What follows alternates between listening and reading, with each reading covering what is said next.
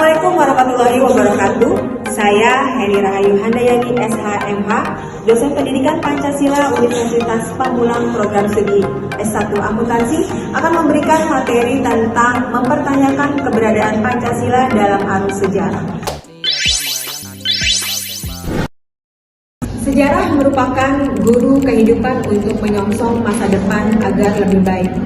Sejarah bisa disebut guru kehidupan karena sejarah identik dengan masa lalu. Masa lalu sendiri biasanya menyimpan informasi dan pengalaman yang membuat suatu kondisi bisa terjadi sekarang dan kemudian menjadi ilmu untuk masa depan. Jika kita mundur ke belakang, Pancasila ditetapkan sebagai dasar negara pada 18 Agustus 1945 dalam perjanjian politik. Meski begitu, sebenarnya perjanjian itu tidak semata-mata sah begitu saja. Tapi sebenarnya Pancasila sudah ada sebelum itu, hanya saja dalam bentuk pemikiran yang menjadi stereotip bangsa Indonesia. Karena Pancasila itu jiwa bangsa yang dapat diartikan sebagai ideologi bangsa yang menjadi ciri khas pembeda dengan bangsa lainnya. Maka dari itu, Pancasila juga hadir sebagai falsafah atau pandangan hidup, sebagai pedoman hidup dalam mencapai kesejahteraan dalam bermasyarakat dan bernegara. Pancasila bisa cocok dengan Indonesia karena memang sumber materinya diambil dari karakter leluhur bangsa Indonesia dulu. Jadi, secara tidak langsung, sudah melekat dan menjadi identitas bangsa. Sementara itu, identitas adalah ciri khas atau jati diri yang dilabelkan dan melekat pada suatu individu, kelompok, atau sesuatu yang membedakannya dengan yang lain. Lalu yang terakhir adalah Pancasila sebagai kepribadian bangsa. Arti kepribadian sendiri menunjukkan kepada individu yang tampil dan menimbulkan kesan bagi individu-individu lainnya. Contohnya, bangsa Indonesia memiliki rasa solidaritas karena ada sila kedua dalam Pancasila. Pancasila dalam konteks sejarah tidak lepas dari beberapa aspek kajian, yaitu yang pertama sumber historis.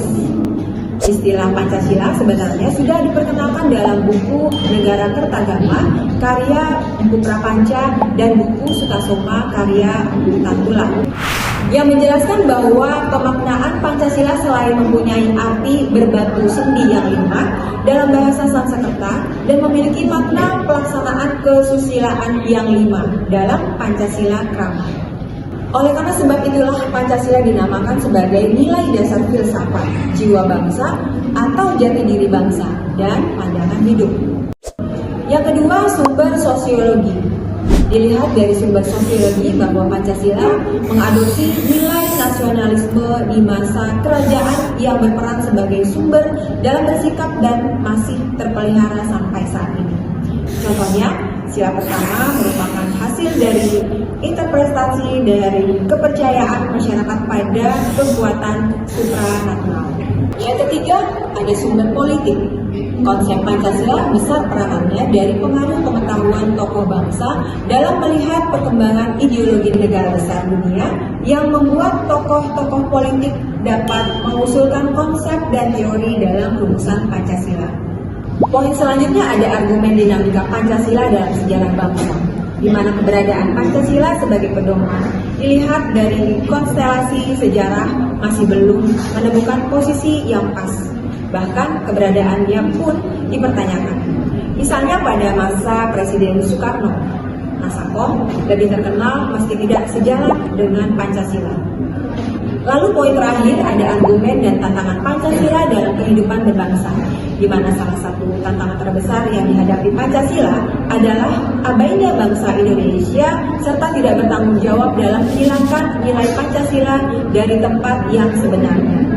Artinya, Pancasila sebagai norma dan tata nilai tidak sampai pada perilaku bangsa agar menjadi bagian karakter bangsa, sehingga tampaknya nilai Pancasila malah menyimpang.